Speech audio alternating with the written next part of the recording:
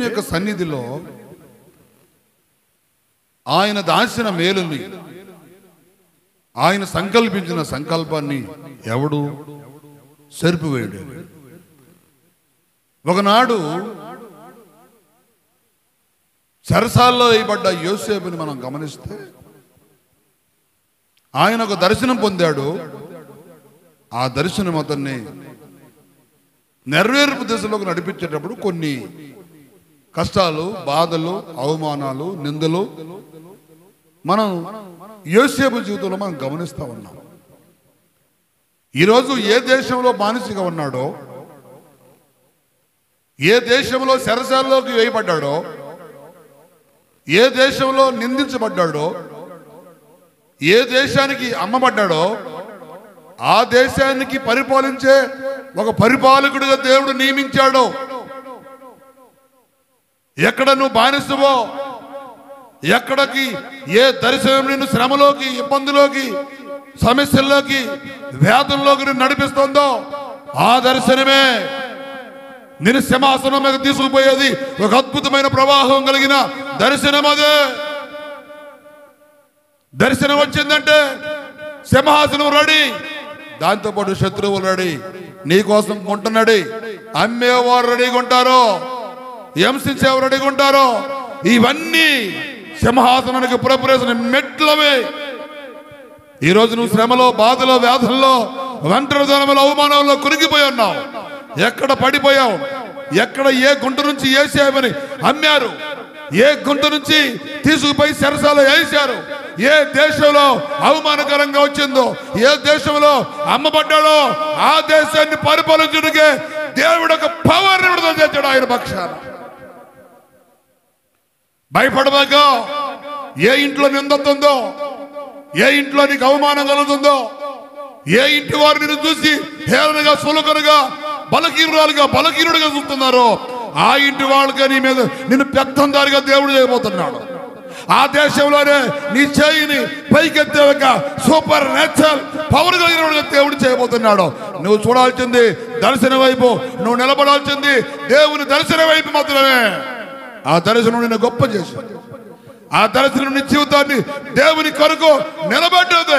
ఒక అద్భుతమైన మాట చెప్పానా, నీవు హెచ్చించబడితే దేవునికి మహిమ వచ్చింది. ఆ హెచ్చింపు దేవుడు వాళ్ళు, మనం కోరుకోకూడదు. ఈ రోజు వచ్చే కష్టాన్ని బట్టి, ఈ రోజు జరిగే నిందను బట్టి, ఈ రోజు వచ్చే అవమానాలను బట్టి, ఈ రోజు వచ్చే ఒంటరితనాన్ని బట్టి నువ్వు భయపడకూడదు. నీ కోసం దేవుడు పలిగిన ఏ దర్శనంతో నిన్ను పిలిచాడో, ఏ దర్శనం ఇచ్చి దేవుడు నిన్ను ఐగుప్తుకి, చెరసాలకి, నిందకు అప్పగించాడో ఆ దర్శనం నెరవేర్చుడికే ఇవన్నీ దేవుడు జరిగిస్తున్నాడని నువ్వు నిలబడి నేర్చుకో.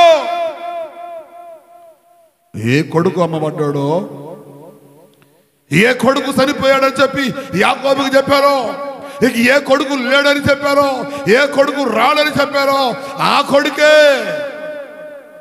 దేశాన్ని లేవడని, ప్రపంచాన్ని ప్రభావితం చేసేవాడని, ఆహారం సమృద్ధిగా అమ్మేవాడని యాకోబుకి బయలుపడబడింది.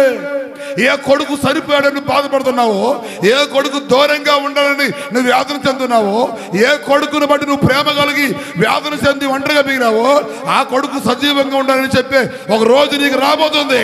ఆ కొడుకు చేయని దేవుడు హెచ్చించే రోజు రాబోతుంది. ఆ కొడుకు ద్వారానే నీకు పోషణ పంపించే దేవుడు చేయాలనుకుంటున్నాడు. యాకోబు అనుకున్నాడు 11 మంది వల్ల ఏ ఉపయోగం లేదు అని, కానీ దేవుడు 12వ వాడిని సిద్ధపరిచాడు. సంఘంలో అందరూ బలహీనలు ఉన్నారని బాధపడుతున్నావా? సంఘంలో పనికిమాలిన వారు ఉన్నారని నువ్వు వేదన చెందుతున్నావు యాకోబు వల్లే.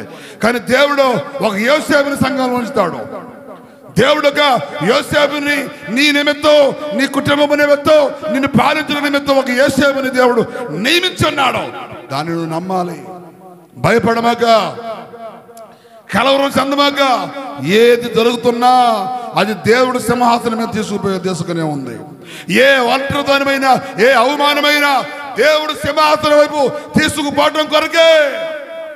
ఈరోజు యోసేపు బానిసయ్యాడు, రేపు యోసేపే అధికారయ్యాడు. ఈరోజు నువ్వు బానిసైతూ రేపు పెత్తందానివైతావు. ఏ దేశానికి, బబులోను దేశానికి ఏ దానియేలు అమ్మబడ్డాడో ఆ దానియేలే దేశాన్ని ఏలే పరిపాలకులుగా దేవుడు మార్చాడు. ఏ దేశానికి ఎస్తేరు బానిసగా పోయిందో ఆ దేశంలోనే రాణిగా మార్చాడు దేవుడు. ఏ దేశంలోనే మొర్దెకై గేటు దగ్గర పరిచయం చేశాడో ఆ దేశాన్ని ఒక ప్రధానిగా దేవుడు చేశాడు.